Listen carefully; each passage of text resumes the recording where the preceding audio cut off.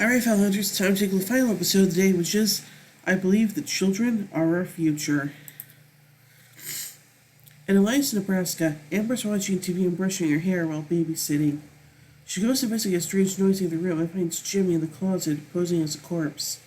She pulls him out and orders him to go to bed like she told him to, which she does after giving her a bit of a hard time, as she returns to what she was doing. Later, Jimmy's parents come home to a darkened house to find Amber on the sofa, and Mr. Johnson calls out to wake her so he can drive her home. When she doesn't respond, he reaches down to rouse her and feels something wet. He turns the light and realizes there is blood on his hand and screams when he sees that Amber's head is horribly mangled. At the morgue, Sam and Dean, as agents Page and Plant, discuss the case with the coroner. He tells him that he thought Amber had been attacked by an animal until they found her own press-on nail in her temporal lobe. It appears that she clawed her own skull. They visit the Jansen residence, and while Sam interviews Mr. and Mr. Jansen, Dean encounters Jimmy, who never asks what he is looking for. After a skillful interrogation that includes the thread of a trip downtown, Dean conspires with Jimmy to admit he put itching powder on Amber's hairbrush. As Sam and Dean leave the house, they get a call from the coroner.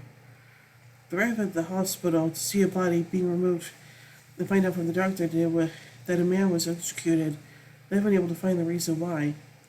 He says the only eyewitness, Mr. Stanley, is senile and it isn't making any sense. Mr. Stanley is in shock and muttering that it was just a joke and he didn't know it would work. Dean asks what he was referring to and reveals the joy buzzer that he's still holding in his hand.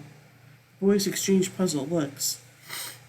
In the motel room, Dean prepares to test the joy buzzer on a large ham. He puts on industrial-grade goggles and rubber gloves and gives him the go-ahead. Electricity sizzles, and the ham is well done within seconds.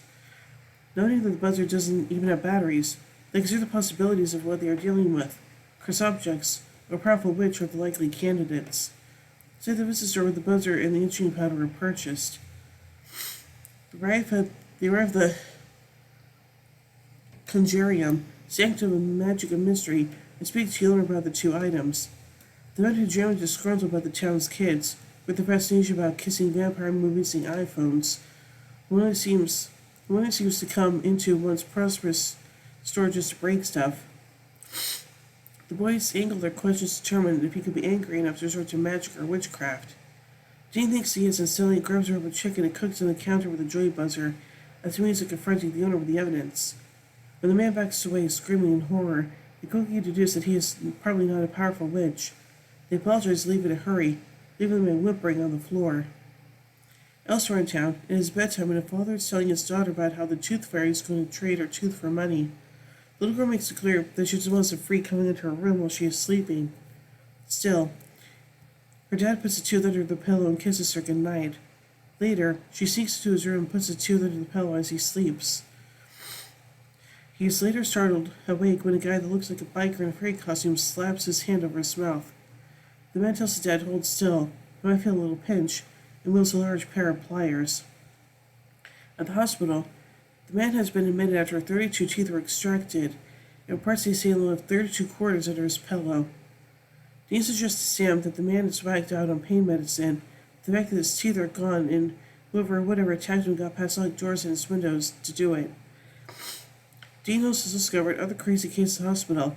Kids with ulcers from mixing Pop Rocks and Coke, and a guy who needs plastic surgery because his face froze that way, referring to a man-gendered expression which Dean, of course, demonstrates for Sam. After further discussion, how I make the connection all the cases are related to lies that children believe. Figure whatever it is must be reshaping those lies into reality. I think it would have the powers of a god or a trickster, probably with the sense of the humor of a 9-year-old. Back in the motel room, Dean's still feeding off the buzzer ham when Sam returns from doing research. Sam has found 11 incidents have occurred within a 2-mile radio blast zone of weird, where fantasy becomes reality. At the center of it sits a lone house on a 4-acre farm, which of course they have to investigate. As it happens, the hotel room is also inside the weird zone, and since Dean has been bored and alone thinking of a hot nurse all afternoon, his right palm is now hairy. Sam is completely grossed out and reminds him that he could go blind from that too. They arrive at the house and try to gain entry by picking the lock. The young Jesse turn opens the door and asks if he can help them. Sam asks in your place, who wants to know? They have their FBI badges, which he suspects, and then chides him for failing to knock. Slightly embarrassed, they ask for his parents and are told they are at work. Even though he's obviously wary of them, he lets them in the house and they insist Jesse can trust them because they are the authorities. Inside they find him making his own dinner. Sam comments he had to do the same thing when he was a kid, and Jesse quickly asserts that he is not a kid. Dean notices a child's drawing of a bearded guy in the tutu on the fridge and asks Jesse if he drew it. He says yes, and seems surprised that Dean wouldn't know that it's a tooth fairy. Dean carries on questions about other kid-related subjects, and finds that Jesse believes them all.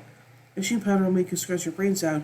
Mixing Pop Rocks and Coke will put you in hospital, and making faces will cause you to freeze that way. When Dean produces a joy buzzer, Jesse tells him he shouldn't have it because it's dangerous. Dean says no, it's not. It doesn't even have batteries and is actually quite lame. Jesse accepts this truth, but Dean presses the buzzer and and unsuspecting Sam's chest illustrates his point further. Sam is not amused. After researching Jesse's birth records, Sam and Dean find out he was adopted and set out to visit his biological mother, Julia Wright, who lives across the state. When the boys confront her, she answers her door cautiously. At first, she denies she has a son. When they make it clear they're speaking of the child she gave up and ask about her pregnancy, she screams and runs from them, then grabs Salt and throws it on them. She's generally shocked to find they are not demons. Sam and Dean are just as shocked that she knows about demons and what Salt does to them. They sit down to talk and tells that she was possessed by a demon and became pregnant while so. After 9 months of watching helplessly while the demon did horrible things, she gave birth to the baby alone. Immediately after the birth, she regained bodily control over the demon and expelled it from her body by ingesting a fistful of road salt. The thought crossed her mind to kill the baby right after she had it, but she couldn't bring herself to do it. So she put him up for adoption and ran off. She asked about her son, and the boys tell her his name is Jesse and that he is a good kid. As they leave Julie's house, the boys decide they need help.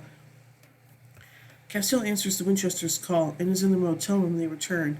He informs them that Jesse is what some cultures call Cambiora Catako, but what the Bible identifies as the Antichrist, half human, half demon, and imbued with essentially unlimited powers. The demon superior lost track of him when Julia gave him up, and his power has kept him hidden from demons and from angels. But now that Lucifer is out of his cage, Jesse's power is increasing and the demons will be drawn to him. Bringing choice to life is what he can do without even trying. He has the potential to be Lucifer's special weapon in the war against heaven, able to destroy the host of heaven with a word. Castiel makes it clear that Jesse needs to be eliminated. Later, as Julia exits her house, she's startled by a mailman who comes up behind her as she's locking her door. He mentions her meeting with the Winchesters just before his eyes turn black. He reveals that he was a demon inhabiting her. He tells her the demons have been waiting to get back what she stole from them, and they know the Winchesters have told her where he is. He grabs her by the neck and tells her, "It's time that we go visit our son." As he holds her against the door, wax will transfer from his mouth into hers, and he collapses. Her eyes turn black as she steps over him to leave. In Jesse's living room, Castiel appears, startling him. He slowly backs Jesse to the corner, claiming he won't hurt him, while concealing a silver knife behind his back. Jesse screams for his parents, but Castiel assures him they'll be asleep until morning. As he raises the knife, the Winchesters break the front door open, rush into the room, and have still terrified Jesse because the trench coat was just there. Castiel plays her at the floor, and Dean bends down and picks up a knife-wielding Castiel action figure. Jesse asks if Castiel was their friend, and says he turned Cass into a toy. And then asks, "How did I do that?" Dean answers by saying he's a superhero, and then he and Sam need to take him to a place where he'll be probably trained to fight evil, kind of like X-Men, complete with a guy in a wheelchair. As he's selling it, Dean possesses Julia, bursts in and pins Sam and Dean to the wall. She says she won't hurt Sam, but is encouraged to hurt Dean. Dean then tells Jesse the truth of the lies he's been told by his parents and by Sam and Dean, that she was his real mother, and that toys can't hurt people. Sam, angry, shows Jesse that everyone has lied to him, and Julia keeps talking. Jesse gets angry and begins breaking the house apart. Sam acknowledges their deception and tries to come clean to Jesse, and Julia telekinetically sees his threat to silence him. Jesse plucks her hold on Sam by simply saying, "Stop it," and they must hear what Sam has to say. They're all shocked at his show of power. Sam contains full disclosure, but the demon erupts him again. This time, Jesse telekinetically confines her to a chair, renders her unable to speak.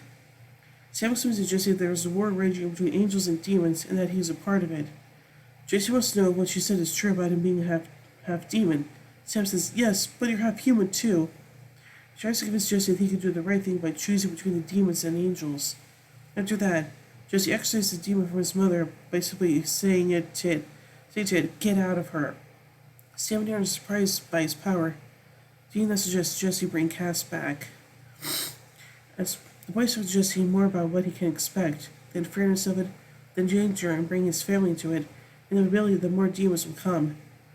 Jesse asks for a moment to say goodbye to his parents. He goes upstairs and looks in on them sleeping but doesn't wake them, and closes their door.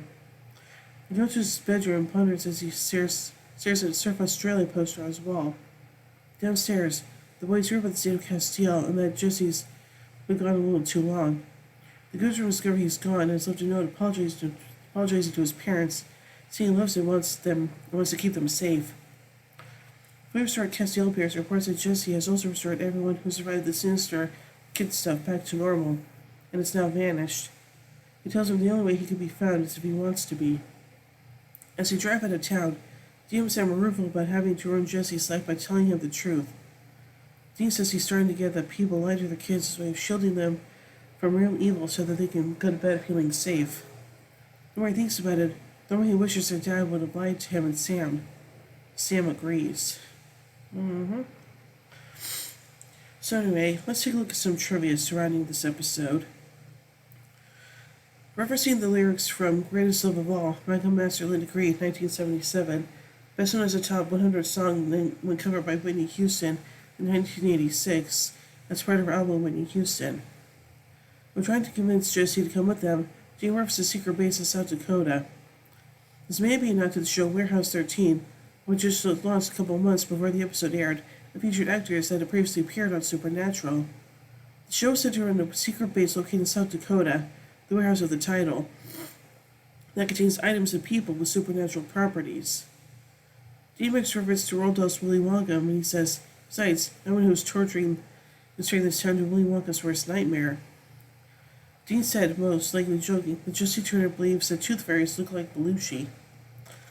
Excuse me. The Tooth Fairy is portrayed by Mark Atkinson, who later returns to play Hansel in Season 10 episode About a Boy. The Winchesters go to the Conjurium to question the owner earlier in the investigation while suspecting that a powerful witch might possibly be responsible for incidents in town. The first logo includes the phrase Valadius Veneficus Hic, which translates from Latin as powerful wizard here. This episode shares many similarities with the book Good Omens, written by Neil Gaiman and Terry Pratchett. Both have an 11-year-old Antichrist who subconsciously uses their powers to make urban legends come true. When Dean fries a piece of ham on the Joy Buzzer, he says, "That'll do, pig," which is a line from the 1995 movie Babe. Sam and Dean's aliases, Agents Page and Plant, are referenced to Jimmy Page and Robert Plant, lead guitarist and lead singer for Led Zeppelin, respectively. The Turner Kid imagining things into existence due to his parents never being home, his neighbor's mean babysitter, could be a knockoff reference to the Nickelodeon show The Fairly Odd Parents, where Timmy Turner's fairies grant his wishes. So I think this episode is kind of resting, and yeah, it's a shame we don't see Jesse again, because I wanted him to come back, but sadly that never happened, so yeah. Anyway. So overall, I believe the children are our future. 3 Impalas out of 5. Well, anyway, tune in more as we till the next episode, The Curious Case of Dean Winchester. So, until then, carry on, my wayward sons and daughters.